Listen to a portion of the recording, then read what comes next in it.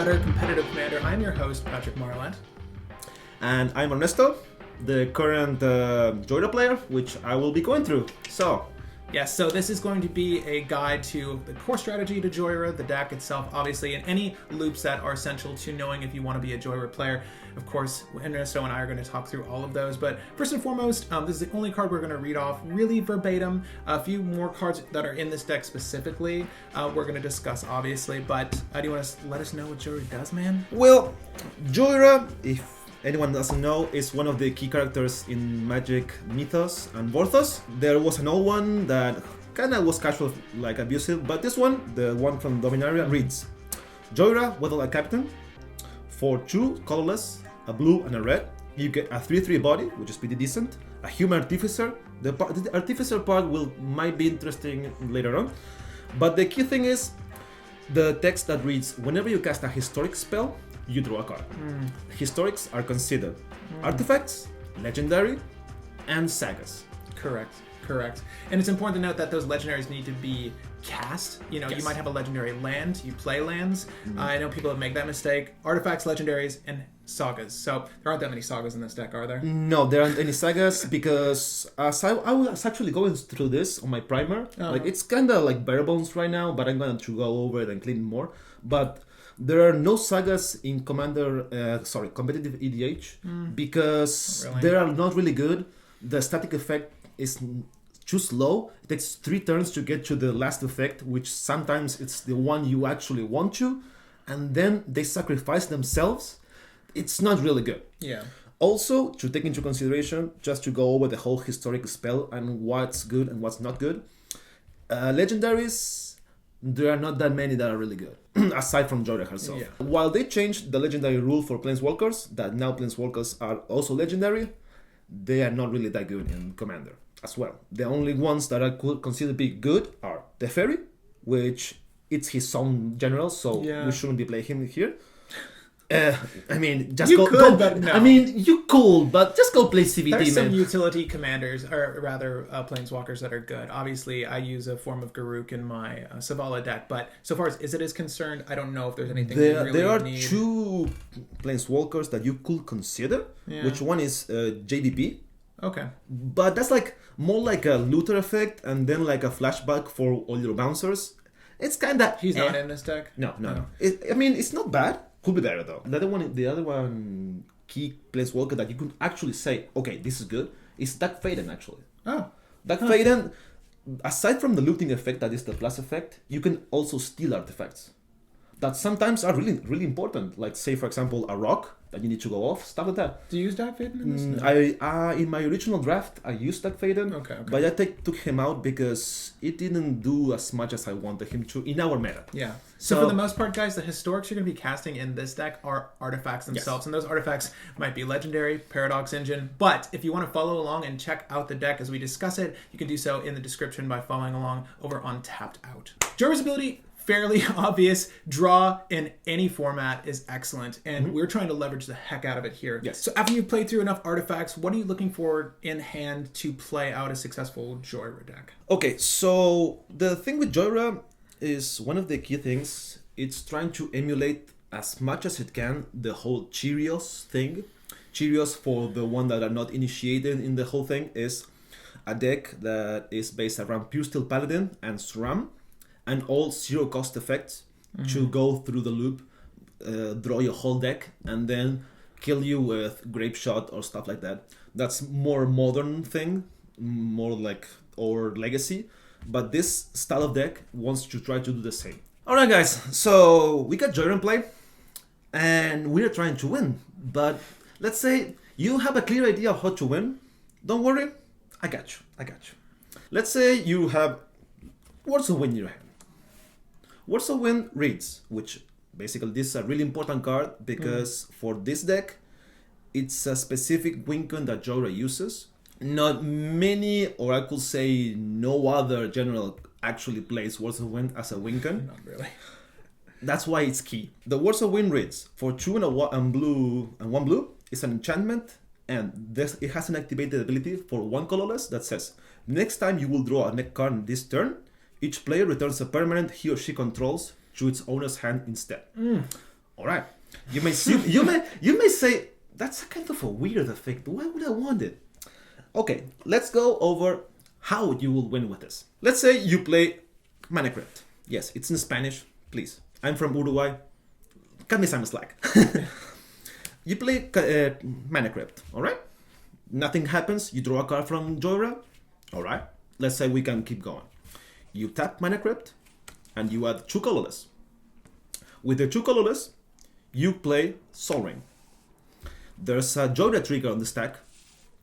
Before the trigger resolves, you pay one colorless mana to override the effect and make it everyone bounce a permanent. So once this resolves, you bounce Mana Crypt to your hand, and you still have 1 colorless floating, just in case. You repeat the same. You play Mana Crypt. Yeah. You play the colorless mana. You replace the Jhoira trigger effect, and then bounce Sol Ring after adding 2 colorless. Everyone else bounces a permanent. You don't bounce anything. You just keep bouncing Aside these from those 2. beautiful rocks. Yeah. Yes. In the end, the whole idea of this is that only you should have permanents in play and basically go nuts, and everyone else has nothing. Most people concede at the point. Some decks, beware, some decks can actually function with 1 land or replaying the hand. So you should have a backup play of how to win. Regardless, if you have your whole board, chances are you should be winning. Hopefully. Yes. And are there other rocks you can do this with? Obviously, Yes, Mox Opal, Mox Amber, all the mana positive rocks that does not have a drawback, like Chrome Mox or Mox Diamond. No, that's no go. So there's plenty of utilities that you're going to have in your deck. I mean, you should be running Mana Crypt, you should be running Sol Ring. Yes. They're going to just go on any deck, so you can utilize those with Words of Wind to just crush people. Yeah. Not crush, but let's say it's flawless pretty victory. demoralizing unless your opponent is literally running to straight up, fast mana, and he can just reassemble quickly if you don't win on that same turn. But this is a setup essentially for your win. You're doing Words of Wind. Most of the time, it's just like a win. Most people scoop to this because they can't recover. I won't scoop. It's I won't way be too. scooping. I'm playing Tashar. What do you do next? Let's say you don't have Words of Wind in your hand. Let's say you can't bounce every permanent to the other player. I never scoop. We shall see. We shall see. Let's say you don't have Words of Wind. Let's say yes, you have many times. Many times. Words of Wind. Come on. You have no permanents. Flawless victory. Yes. It's so good. That's such a good card in this deck. Let's say you want to go more intricate Winken. Like you actually want to work for your Winken. Okay. We go the Fishbowl, the Laser Beam, Storm MVP, Etherflux Reservoir. Yeah. They should have gotten a masterpiece. I love this card. Yeah. Do you like it? It's insane. I love it. It reads horribly. You're like, when am I going to have 50 life? Well, you start with 40. And then you get to leverage the top ability here. Whenever you cast a spell, it's Storm without being Storm. It's the most, you could say, easy Storm you have. Storm Light. Storm Light. I mean, you could combine this with this Dramatic Reversal and Icicon Scepter. And that's like basically... Yeah. This is a very typical I win in cEDH for blue-based decks, for like Storm decks. Because this just generates infinite casts and just like shoot everyone to death. Yeah, and there's other ways to get the reservoir filled too. Although ISO, Dramatic Reversal, obviously being the easiest way to make this deck function. And you're playing blue, so you can search these utilities. So it shouldn't be an issue getting those 2 in hand. Yep. But generally speaking, Etherflux Reservoir, how do you fill up that reservoir? If you don't have, for example, you don't have this 2, you will have to actually work for it. And that's when Jhoira trigger, the Jhoira ability, comes into play. Yeah. When you go, for example, you actually need some setup for this with playing all the cost reducer effects like Helm of Awakening, Ethereum Sculptor, Founding Inspector.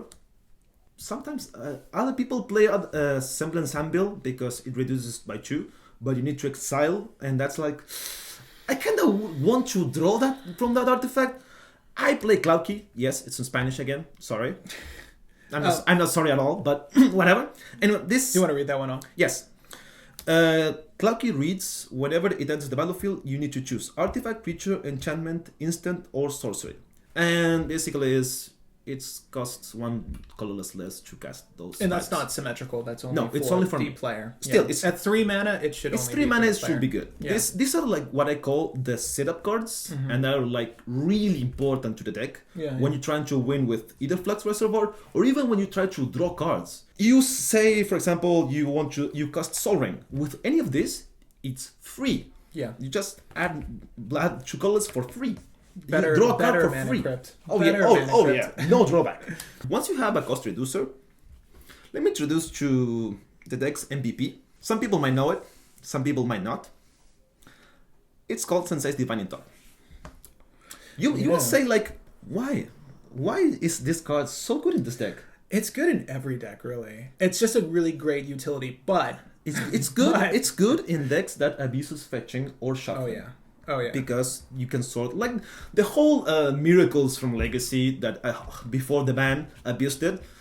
It was such a good deck. Bring it back. Unban top, please Wizards. The whole thing with the top with Reservoir as well and a cost reducer when we have it is say for example,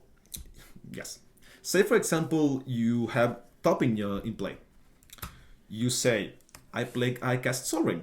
Okay, there's a Jhoira trigger on the stack, and in response, I'm going to tap this. I'm going to draw a card, any card from the top of my deck, and I'm going to put top on top. The Jhoira trigger resolves, and I draw top. Then I play it again, and I draw another card. In that sense, I basically draw 2 cards for each artifact I play, and I can, if I have a mana positive rock, I can look at the top and make sure I don't fizzle.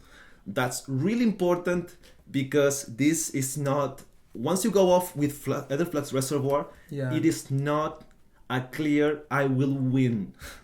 There's no 100% chance you will win unless you have some setup that you can walk around.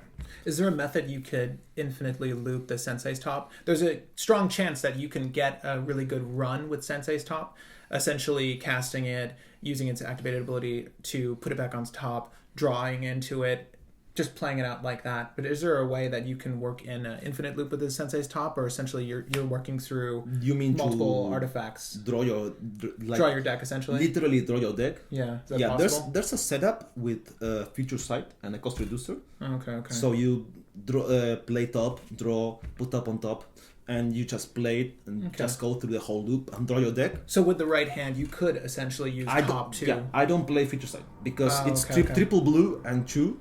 It's a really good card. Don't get me wrong. It's a really good card. But just like I'm giving information, and I personally don't like giving information to other players of what's going to come, because I try to keep in mind what everyone has in their hand from what they reveal. Yeah. So I always trying to play around these things. And if I reveal everything, if I'm playing against another player that works like I do and remembers what everyone has, it's gonna be rough to win because they're always going to have something like, oh, I'm gonna keep this so I can stop you. Yeah, exactly. Yeah. That's like why I don't play Future Sight in this sense. Interesting. I'm trying to go for the gambling with this. Sometimes you don't win.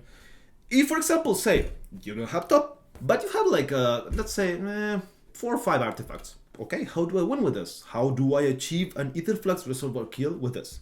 Okay, what we're gonna do is we're gonna play Hurkus Recall. We're gonna play Reveal, we're gonna play Paradoxical Outcome, or even Chain of Vapor. Yes, in Spanish. If you play Vintage, you suffer Paradoxical Outcome a lot of times.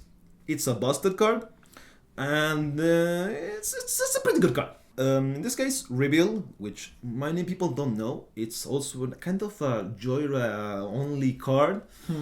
I've seen it in other decks, but it's mostly for Jhoira because it bounces other pesky cards that you want to get rid of. Say, for example, Null Rod or any other thing, Canonist, whatever. Yeah.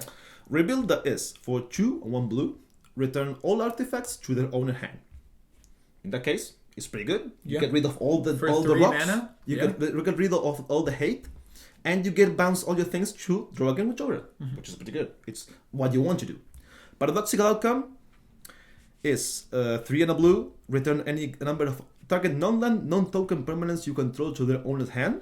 Oof. Draw a card for each card, turn to this hand, your hand this way. Yeah. Key thing is, it's target non-land, non-token permanent. So, there are other permanents that we might be bouncing that will let us draw. Sometimes we need card draw and we need to bounce those cards. Say, for example, Blood Moon. Say, for example, Jhoira herself. I've had to bounce her a few times because I needed card draw. And the only card I had for card draw was Paradoxical Outcome. I'm like, well, you gotta do what you gotta do. Yeah, and if you have those rocks on deck, because essentially this deck is an artifact heavy deck, Yes, you're going to be able to hopefully recast Jhoira on that same turn as well and continue the loop. But in this instance, it's fantastic for giving you an opportunity to just get a free draw off of bouncing that non-land. Let's say Paradoxical Outcome is the ad nauseam of this deck. Okay. Should have a parallel in a But sense. not completely broken. Oh, no. Because it says draw. So it's Yes. not that broken, but I get what you're saying.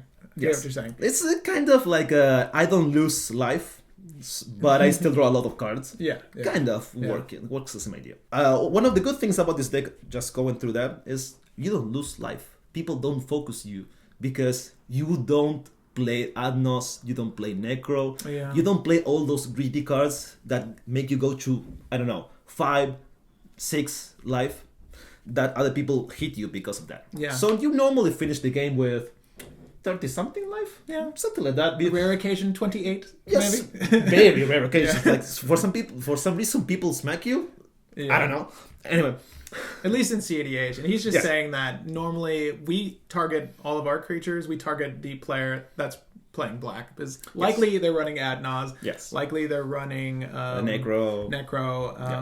All those life loss, you just get value cards. Or the Godo player before they play the Ogre. Yeah, Treason Ogre, that's a value card. Key number 30. You need to smack the Godo player to 30. Then you're good. Treasonous Ogre. If he's going to roll with Treasonous Ogre, which every Godo deck should be rolling with. Yes. So again, this is just another way to hopefully net you an Aetherflux Reservoir win. And even if you're not able to meet the threshold to pay the life and knock out Laser Beam every opponent, you can target the ones that are going to be the biggest threat for you. Yes. And obviously leave yourself available to handle at least one more round of play with whomever's remaining.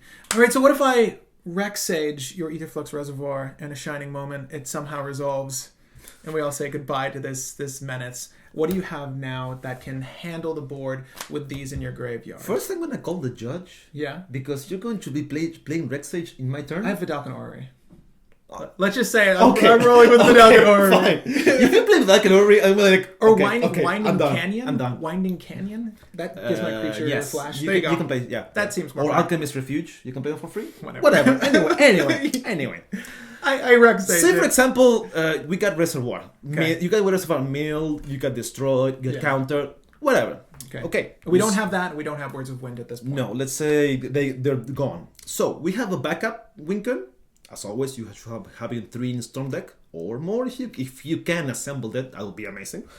The other Winker is Paradox Engine and Dramatic Reversal with Ice Conceptor. You might be saying, but that doesn't win.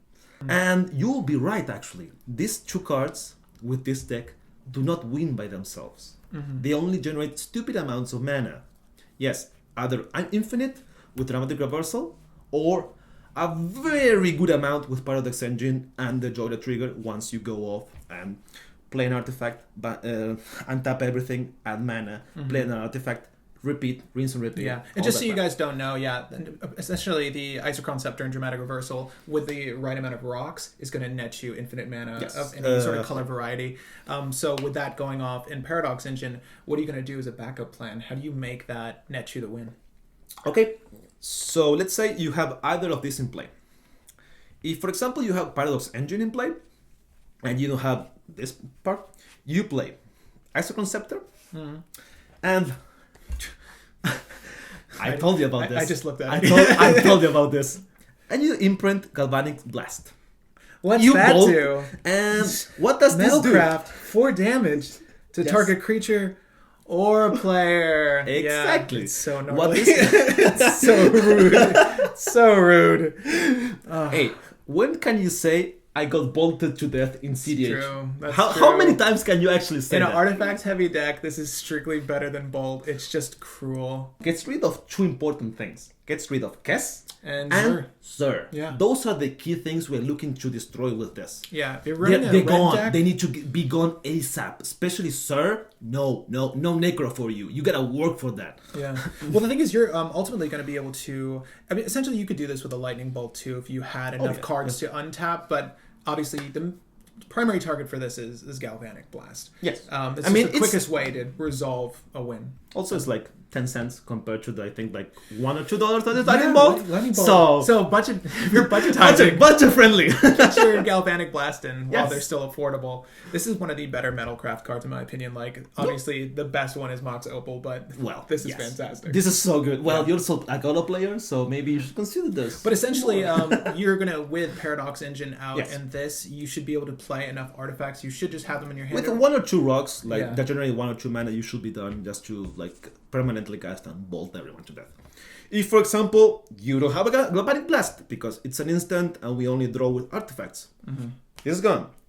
We will play Wincon number 2 with this, which is Reality Shift. Ugh, my least favorite card. My least favorite. There's card. a caveat for this. There's a huge caveat. This needs a creature on their board. If they don't have a creature, it's useless. But if they do have a creature, it's how when they say goodbye to the library, because this doesn't mill, this exiles the graveyard. Let's go over it just to make sure you understand what I'm saying. This Reality Shift reads, it's an instant for 1 and a blue. That's why we imprinted into Isochron, because it costs only 2. It says, exile target creature. Its controller manifests the top of the library. Basically, whatever they have on top, now it's a 2/2. We keep going, and they exile the graveyard. Until they have no graveyard, and the last card with last creature, which will be manifested, it's also gone. And they can't manifest anything else. Yeah. And the key thing, exile. So other Wincons, like I had Winds of Rebuke in this hand, but it mills everyone, and if for some reason they can recover, say like a Memory's Journey or like I don't know, any type of card like that, you lose because they draw and you don't. That's bad. In this works as a alternate Wincon. It has the huge caveat of they need a creature. Yeah. Is there a way you can generate a creature for them though? I mean, there's plenty of ways you can There's give them creatures. exotic ore card, forbidden ore card, the rainbow land that gives them thing. A snake. It's too narrow. It's too narrow. Yeah. Say for example, just in case, you don't have Paradox Engine. You don't have this. It's gone. Or you never draw it. No, you never drew it. We have a backup for it. We have Isochron Scepter, the typical ISO rep, but you don't have a payoff. You don't have nothing. Like, what am I doing with this? So what we do is play copy artifact, copying Isochron Scepter, and then you do the same. It's a backup. You can actually play this in your top, so you can replay it for anything else. Yeah. You can replay it as a rock. You can replay it as anything. In the end, it's going to be an artifact, so you can bounce it with Reveal, with Paradoxical Outcome, with Chains of Vapor, whatever you want. You just replay it again. That's the versatility of this card that I originally didn't actually kind of like, but the more I play with it, key thing is when you cast this, it's an enchantment. You don't draw from this. Key thing, keep in mind, don't make the same mistakes I did once. Yeah, that's on the cast. But otherwise, it's fantastic. So once you have Isochron Scepter in play and Dramatic Reversal, you have infinite mana. You don't have a payoff. You play copy artifact, again, as I was explaining before. You copy Isochron Scepter, and then you say, what am I going to imprint? You can imprint, oh, surprise, Galvanic Blast or Reality Shift. Whatever you have, whatever you need. Play the copy from this for the mana you have, and also with infinite mana, because you already have this. Yeah. So once you have this, you cast, it resolves, you cast this. You play the copy Dramatic Reversal. It untaps everything. And you just go. And you just go off. Now, are there other payoffs in the deck that also function with Copy Artifact or Isochron Scepter in this instance that you could also utilize? Obviously, Bolt is a replacement for Galvanic Blast. Are there any other functions that you can use Copy Artifact for in case you're looking through your deck and you don't have these solutions? No, it's mostly for copying other ramps, copying isoconceptor or stuff like that. Gotcha. Not really nothing crazy to do. Okay, so this is definitely Plan C, but it is still effective, and that Sweet. isodramatic loop is something that you're going to be building towards anyway. So if you have that, copy artifact becomes a weapon, which is insane. I don't think there's another deck that really does that, unless they also utilize that. Yes. Yeah. Actually, I've seen some storm decks that play copy artifact because of this. Too much the same effect. Yeah. Nice. I think one of the Jhoira iterations, like a long time ago, did this, or even a few casts. They call it consultation. No, not consultation. Like storm casts. I think I played it a bit. Not much. I haven't seen it enough. Yeah. This one, in this case, it's important because you'll draw from the deck a lot, and you do shenanigans like that. You need the ramp, and it's more the versatility than I can win with this. Sure. Now, would you say that this is a fast deck? Is this a mid-game deck? How do you want to operate Jhoira if you're looking to build one? How do you want to be a pilot for this deck? Here's the thing. The trigger from the ability from Jhoira, it's draw. It has a drawback that you need to play artifacts. Has a drawback? Go on. He said it. Thank you. Go on. That you need to play artifacts, but aside from that, it doesn't really have another drawback by itself. So you can build Jhoira in kind of two ways, you could say. You could build her like this, in a curious way with some control things. This uses also stacks elements like Blood Moon, Graph Digger's Cage. Those are just cards that you should be putting in there anyways. Not really. Graph Diggers is going to hit that trigger too, so that's fantastic. But Blood Moon is almost it's viable. Backbreaking in most decks. It's like against most decks. For example, Timna, Thrasios, if you resolve Blood Moon, they're gonna be in a really bad spot. Yeah, so how many artifacts are you rolling in this deck? What would you say is a good cap for a Jhoira player? Obviously, you should be leveraging the most out of that effect as you can. So how many artifacts do you have in here? I'm playing around 33, 34. I'm playing the sweet spot of around 1/3 of all cards are artifacts. Including creatures like the Coaster Deucer, Found Inspector, the Ethereum Sculptor. Those are included into the 33, 34 artifacts. Sure. And you kind of need that to try to go off and hit that consistency of draw effects. Again, as I was saying, you could go back. Let me segue back into that. It's with this, you can build the stacks way with this and try to go 33, 34 artifacts. Or you could go the way Teshar goes, which is full speed combo. Try to land Jhoira as fast as you can, then try to play all the 0 or 1 cost spells and win with KCI, Scrap Trawler, all those shenanigans that we've seen in Modern, you've seen in Teshar. Since she draws, you don't really do all those things, but you do a lot of shenanigans. So you can also build a similar deck to Teshar in that sense. Yes, you can. This can go fast. It can go really fast. Nice, and I'm building a Teshar, so you'll get to see that broken down in a few. The caveat of those builds is that they use the graveyard, and you can't use stacks cards like Graph Digger's Cage, Silent Gravestone. You can't use them. It's counterintuitive for you. Yes, of course. But you, on the other hand, I mean, you are bouncing, and you have multiple bounce effects. We talked about a few, but Blue has pretty much all the bounce in the world. You can also play Retract if you need another effect to bounce all the artifacts. It's not bad. Just I prefer a build because it bounces everything. That's a personal choice. Again, you can add Retract to this deck and it works fine. But of course, guys, we're going to do a follow-up episode to this with any notable exclusions and inclusions. He's been working on this Jhoira for a long time. Yes. So he's fleshed out what is pretty much essential for the deck. Of course, follow along for that episode. Of course, at the end of this month, we're going to be demoing Jhoira for her own Brew War session. She will be the lead commander in that session. But until then, I hope you guys enjoyed this episode and found it useful. Anything else you want to add? No, if you have any questions about this deck, just ping me. I'll be around. You can find me on Reddit as Plasma Beam. If not, I'm hanging out sometimes on the cEDH Discord server. You can always find me there. And you're active on Tapped Out. I just want to ask you on the deck. If anyone finds has any questions on my deck, just ping me and I'll answer it as soon as I can.